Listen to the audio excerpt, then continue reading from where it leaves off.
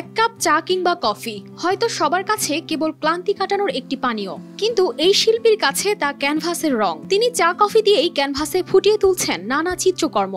কফির রঙে তুলির আঁচড়ে জীবন্ত হয়ে উঠছে করাচির ঐতিহ্যবাহী ভবন, আর এই অনন্য শিল্পশৈলী তাকে এনে দিয়েছে আন্তর্জাতিক স্বীকৃতি।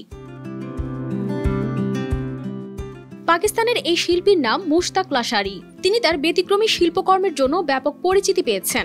গত 15 বছরে চা ও কফি দিয়ে করাচির পুরনো ঐতিহ্যবাহী ভবনের 33টি চিত্রকর্ম সম্পন্ন করেছেন তিনি।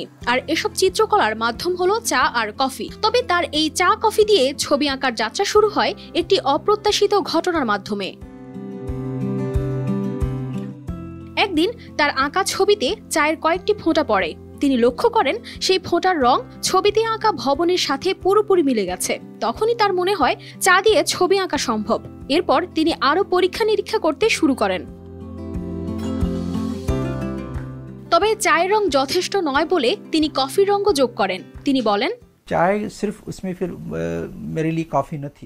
চা আর কফির এই মিশ্রণ আমার কাজকে একটি নতুন রূপ দিয়েছে। এখন আমার প্রতিটি ছবিতে এই দুই মাধ্যম ব্যবহার করি।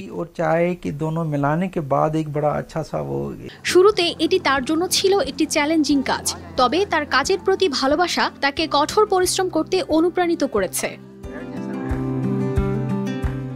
পাকিস্তানের আর্টকাম ইনিশিয়েটিভ, যা শিল্প চর্চাকে প্রসারে কাজ করে, তাদের মতে মুশতাক একজন আত্মশিক্ষিত শিল্পী। তার নিষ্ঠা এবং সৃজনশীলতার স্বীকৃতি হিসেবে সম্প্রতি তিনি পাকিস্তানের প্রেসিডেন্সিয়াল অ্যাওয়ার্ড ফর এক্সেলেন্স পেয়েছেন, যা তাকে আন্তর্জাতিক খ্যাতি এনে দিয়েছে। সৃজনশীলতার কোনো সীমা নেই। এক কাপ চা বা কফির মতো সাধারণ জিনিসও শিল্পের মাধ্যমে হয়ে উঠতে পারে অসাধারণ শিল্পকর্ম।